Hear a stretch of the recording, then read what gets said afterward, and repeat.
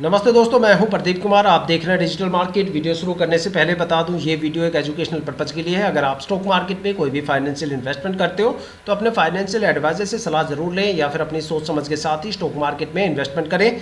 अगर आपको stock market में कोई भी फाइनेंशियल लॉस होता है तो उसके लिए ये वीडियो रिस्पॉन्सिबल नहीं रहेगी। तो चलो दोस्तों, वीडियो शुरू करते हैं।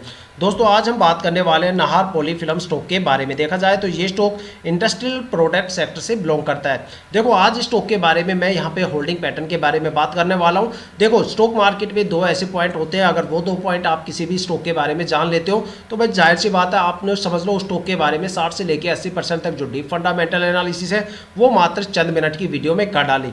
अगर देखा जाए तो ये दो पॉइंट आप हर एक इन्वेस्टर्स को स्टॉक मार्केट में इन्वेस्टमेंट करने से पहले बिल्कुल जानने चाहिए, ठीक है, जिससे आपको ये डिसीजन लेने में हेल्प मिलेगी भाई आपको स्टॉक में ट्रेड करना चाहिए या फिर नहीं करना चाहिए। काफ़ी ज़्यादा सवालों तक आपको यहाँ पे एक रिलैक्सेशन मिलेगा कि भाई स्टॉक शॉर्ट टर्म में ज़्यादा प्रॉफिटेबल रहेगा या लॉन्ग टर्म में ज़्यादा प्रॉफिटेबल रहेगा, या फिर ऐसे कौन कौन से नेगेटिव टाइम ड्यूरेशन है जहाँ पे स्टॉक में बड़ी गिरावट हो सकती है, या फिर ऐसे कौन कौन से पॉजिटिव टाइम ड्यूरेशन है जहाँ पे स्टॉक में आपको एक से अच्छा आपको रिटर्न देखने को मिल सकता है, या फिर ये स्टॉक में मैक्सिमम गिरावट करने की क्षमता कितनी है और मैक्सिमम ये स्टॉक कितना ज़्यादा रिटर्न दे सकता है। साथ में यहाँ पे कुछ बारीकियां बताने वाला हूँ स्टॉक के होल्डिंग पैटर्न के बारे में। लेकिन सबसे पहले मैं स्टॉक के रिटर्न बता देता हूँ आपको। ये है स्टॉक के पिछले 5 साल के रिटर्न, जहाँ पे अगर देखा जाए तो भाई ये स्टॉक शॉर्ट टर्म में बिल्कुल भी प्रॉफिटेबल नहीं है। लॉन्ग टर्म में ये स्टॉक काफ़ी ज़्यादा प्रॉफिटेबल है। लॉन्ग टर्म में सिर्फ 2 ही टाइम ड्यूरेशन है जिसमें स्टॉक ने एक अच्छा खासा रिटर्न दिया। देखा जाए तो 4 साल में स्टॉक ने 112% से ज़्यादा का रिटर्न दिया है, और 5 साल की अगर टाइम ड्यूरेशन की होल्डिंग की बात करें लॉन्ग टर्म में तो स्टॉक ने 372% से ज़्यादा का रिटर्न दिया है। देखा जाए तो 5 साल में स्टॉक ने अपने इन्वेस्टर्स का पैसा करीब 3.5 गुना से ज़्यादा करके दिया है, और 4 साल में स्टॉक ने अपने इन्वेस्टर्स का पैसा लगभग डबल से ज़्यादा करके दिया है। इस टाइम ड्यूरेशन के अलावा आपको स्टॉक में किसी भी टाइम ड्यूरेशन में कोई भी अच्छा खासा रिटर्न या पॉजिटिव मोमेंटम देखने को नहीं मिल सकता। इसका मतलब है कि भाई आपको स्टॉक को एक अच्छे खासे पॉजिटिव मोमेंटम के लिए कम से कम 3.5 या 4 साल के लिए होल्ड करना पड़ेगा, तब जाके आपको स्टॉक से एक अच्छा खासा रिटर्न देखने को मिल सकता है। और दूसरा जो यहाँ पे सबसे स्ट्रॉन्गेस्ट पॉइंट मैं आपको बताने वाला हूँ वो है होल्डिंग पैटर्न। देखो, होल्डिंग पैटर्न को देखने से पहले कुछ बारीकियां होती है जो आपको जाननी काफ़ी ज़्यादा ज़रूरी है। सबसे पहला जो सबसे खास पॉइंट है वो मैं आपको बताता हूँ।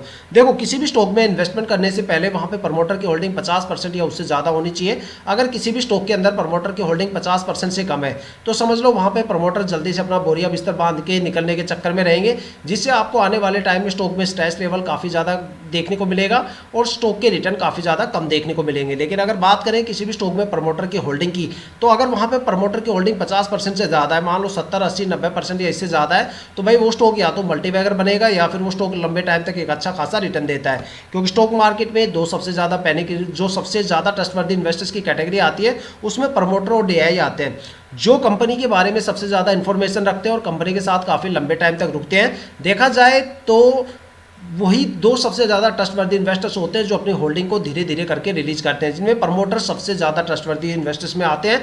और अगर देखा जाए तो स्टॉक मार्केट में दो सबसे ज़्यादा पैनिक इन्वेस्टर्स की भी कैटेगरी आती है। अगर आपको ये लगता है कि भाई पब्लिक इन्वेस्टर सबसे ज़्यादा पैनिक इन्वेस्टर्स की कैटेगरी में आता है तो भाई फिर आपको अपने फंडामेंटल एनालिसिस स्किल को काफ़ी हद तक इंप्रूव करने की ज़रूरत है। क्योंकि स्टॉक मार्केट में जो सबसे ज़्यादा पैनिक इन्वेस्टर्स की कैटेगरी में आता है वो FII आता है। FII का मतलब होता है फॉरेन इंस्टीट्यूशनल इन्वेस्टर्स। वो इन्वेस्टर्स जो डोमेस्टिक मार्केट के साथ साथ ग्लोबल मार्केट में भी इन्वेस्टमेंट करते हैं। जब उनको पता चलता है, देखो वो चाहे मार्केट में एनालिसिस का तरीका हो उनका या फिर वो इन्वेस्टमेंट के दोनों ही मामले में वो पब्लिक इन्वेस्टर से हमेशा आगे रहते हैं। जब उनको पता चलता है ग्लोबल मार्केट में कोई बड़ी गिरावट होने वाली है या फिर ऐसा कोई रीजन उनको दिखता है कि ग्लोबल मार्केट में बड़ी गिरावट हो सकती है, तो वो यहाँ पे सबसे पहले बिकवाली करते हुए नजर आते हैं। जब वो बिकवाली करते हैं या बिकवाली करके निकल जाते हैं तब जाके पब्लिक इन्वेस्टर्स को समझ में आता है कि भाई मार्केट में कोई बड़ी गिरावट होने वाली है, और तब जाके पब्लिक इन्वेस्टर्स पैनिक होना स्टार्ट करते हैं। एक बड़ा सेलिंग प्रेशर हमें देखने को मिलता है और तब जाके मार्केट में एक बड़ी गिरावट होती है। इसलिए हमेशा कहा जाता है कि जिस स्टॉक में FII की होल्डिंग ज़्यादा होती है वहाँ पे आपको या तो फ्लक्चुएशन ज़्यादा देखने को मिलेगा या टाइम आने पे आपको स्टॉक में गिरावट सबसे ज़्यादा देखने को मिलेगी। एक प्रैक्टिकल डेमोस्ट्रेशन अगर आपको चाहिए तो कोई भी रैंडमली 15-20 या स्टॉक आप कलेक्ट कीजिए, उसका 1 साल का FII होल्डिंग पैटर्न चेक कीजिए। उसमें से आपको काफ़ी ज़्यादा स्टॉक ऐसे देखने को मिलेंगे जहाँ पे लास्ट ईयर FII की होल्डिंग 5, 10, 15% से लेकर 40-45% होती है, और अगले साल तक आते आते वो होल्डिंग 5 या 7% रह जाती है या फिर 0% हो जाती है। और काफ़ी ज़्यादा स्टॉक आपको ऐसे भी देखने को मिलेंगे जहाँ पे पिछले साल FII की होल्डिंग 0% होती है और अगले साल तक आते आते वो होल्डिंग 10-15% से लेकर 25, 30, 40, 45% तक चली जाती है। तो आप सोच सकते हो कितना बड़ा फ्लक्चुएशन FII के डेटा के साथ देखने को मिलता है, वो भी एक साल के टाइम ड्यूरेशन में। तो इसी वजह से कहा जाता है कि किसी भी स्टॉक में इन्वेस्टमेंट करने से पहले प्रमोटर की होल्डिंग ज़्यादा से ज़्यादा होनी चाहिए और एफआईआई की होल्डिंग कम से कम होनी चाहिए। उस स्टॉक से आप एक अच्छा खासा प्रॉफिट मार्केट से गेन कर सकते हो। अब बात करने वाले हैं स्टॉक के होल्डिंग पैटर्न के बारे में। देखते हैं स्टॉक के होल्डिंग पैटर्न के पिटारे से आखिर क्या निकल के आता है। अगर यहाँ पे बात करें स्टॉक के प्रमोटर के बारे में तो देखा जाए तो पिछले साल यहाँ पे प्रमोटर की होल्डिंग 71.08% थी, जो इस साल बढ़ के 71.88% हो गई। तो यहाँ पे हमारे 2 पॉइंट क्लियर हो जाते हैं। सबसे पहला पॉइंट कि प्रमोटर की होल्डिंग 50% से ज़्यादा है। दूसरा कि प्रमोटर लगातार अपनी होल्डिंग में एक अच्छा खासा इजाफा हमें क्वार्टर टू क्वार्टर देखने को मिलता है। तो यहाँ पे दोनों पॉइंट काफ़ी अच्छे हैं। अगर बात की जाए स्टॉक मार्केट के दूसरे सबसे ज़्यादा ट्रस्टवर्दी इन्वेस्टर्स DII की होल्डिंग की, तो भाई DII की होल्डिंग पिछले साल 0.01% थी, जो इस साल भी 0.01% है। तो DII की होल्डिंग में कोई भी चेंजेस नहीं है, ये भी एक पॉजिटिव पॉइंट हमें देखने को मिलता है। अगर बात करें स्टॉक मार्केट के 2 सबसे ज़्यादा पैनिक इन्वेस्टर्स की कैटेगरी की, तो यहाँ पे अगर FII की होल्डिंग की बात करें तो पिछले साल FII की होल्डिंग 0.07% थी, जो इस साल यहाँ पे घट के 0.05% हो गई है। तो ये सबसे बड़ा पॉजिटिव पॉइंट हमें देखने को मिलता है। अगर किसी भी स्टॉक में FII की होल्डिंग 10-15% को क्रॉस करती है तो समझ लो वहाँ पे फ्लक्चुएशन लेवल वहाँ पे स्टार्ट हो जाता है। तो यहाँ पे जो FII की होल्डिंग रेशियो है वो काफ़ी ज़्यादा हेल्दी है। तो यहाँ पे हम कह सकते हैं भाई फ्लक्चुएशन आपको कम देखने को मिलेगा।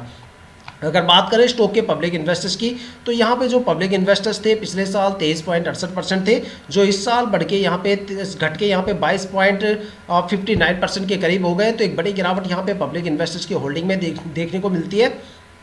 और वो रीज़न यहाँ पे ये हो सकता है भाई स्टॉक ने लगातार पिछले काफ़ी सालों से कोई अच्छा खासा रिटर्न नहीं दिया। 3 साल से स्टॉक में एक बड़ी गिरावट हमें देखने को मिल रही है। इसी वजह से पब्लिक इन्वेस्टर्स का रुझान यहाँ पे स्टॉक में काफ़ी कम हमें देखने को मिलता है।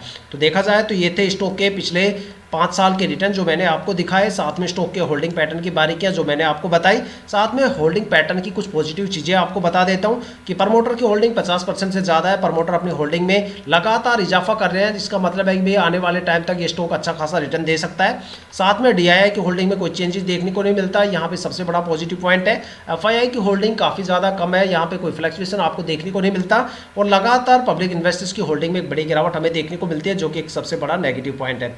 तो दोस्तों अब डिसीजन आपका है कि भैया आपको स्टॉक में इन्वेस्टमेंट करना चाहिए या फिर नहीं करना चाहिए। अपनी कीमती राय हमें कमेंट करके जरूर बताइएगा, ताकि जितने भी नए इन्वेस्टर्स हमारे वीडियो पे आए उनको यहाँ पे डिसीजन मेकिंग में काफ़ी ज़्यादा हेल्प मिले। तो दोस्तों ये थी अब तक की सबसे latest information Nahar Polyfilm stock के रिटर्न और उस स्टॉक के होल्डिंग पैटर्न के वो लेके।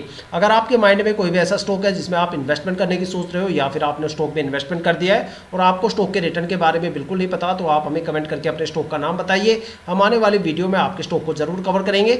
अगर आप इस वीडियो या चैनल पर नए हो तो चैनल को सब्सक्राइब जरूर कीजिएगा, ताकि हम जितने भी डीपली एनालिसिस करके आप लोगों के लिए वीडियो लेके आते हैं उसकी नोटिफिकेशन आप तक सबसे पहले पहुंचे, ताकि आप स्टॉक मार्केट के हर पहलू से रूबरू रहें, अपने आप को अपडेट और अपडेट करते रहें। इसी के साथ ये वीडियो समाप्त करते हैं, मिलते हैं नेक्स्ट वीडियो के साथ।